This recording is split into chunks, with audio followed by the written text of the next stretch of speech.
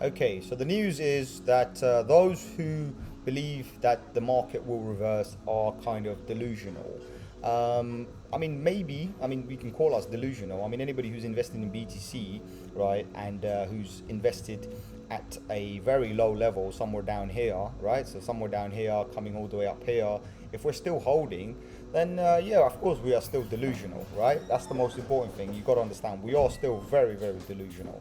But more importantly, I mean, what we look at is the charts, right? And what, you know, the targets and everything. So this is a chart that everyone's seen. This was on yesterday's video, the day before yesterday's video, every other video. And I mean, we have to be really, really delusional if we are on a daily, right? This is on a daily. If we're coming into these zones and touching exactly on this particular line, right? And also, you know, if we're checking other charts and seeing this very same thing. So this is another chart that I have it on the daily as well. And if you look carefully, we haven't even hit the target. So the funny thing is if somebody was going to do, say, for example, a trade or a buy order, then we would have it exactly at this price, which is the 33,500, right? Because remember, there's a cycle within a cycle, and so far the greater cycle is obviously going downwards, but there's actually a mini cycle forming here. As long as this stays higher than this, we're fine. If it obviously comes and touches this level, then it's a double bottom, right? But until then, it's just trying to get itself back up. And remember, there's a lot of resistance here, right? This is the resistance level. Every other level before that, there's nothing really there. These are mini resistance, right? This is where the big resistance is, right? This 43,000 is a key level that we must go above. So once we do, we get there. And talking about that, let's go back into Ethereum. Did say it, I did warn you that Ethereum is going to be coming down if BTC comes down. And as you can see, Ethereum did come down, right?